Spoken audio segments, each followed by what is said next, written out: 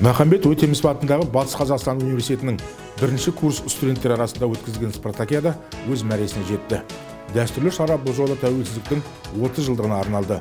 Спорттың 8 түрінен сынға түскен 6 факультеттің студенттері өзара шеберліктерін сынға салды. Жарыс жалауы көтерілгенге дейін әр факультеттерде іріктеу сайыстары өткізіліп, құрама командалар жасақталған болатын. Басты мақсат жастар арасында салауатты өмір салтын қалыптастыру, олардың оқумен қатар спортқа деген ынталарын арттыру дейді ұйымдастырушылар. Мы являемся известным высшим учебным заведением по Казахстану. Наши студенты активные участники различных спортивных, массовых, оздоровительных мероприятий.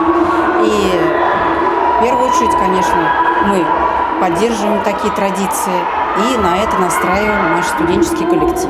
А с чего начинается вуз? Конечно, с наших первошей, потому что они потом несут это в массы, рассказывают своим сверстникам, рассказывают тем же учащимся в школах. И нашу традицию поддерживают, ее обогащают. И тем самым мы, я думаю, что решаем основную задачу, это задачу здоровья населения, нашего молодого поколения.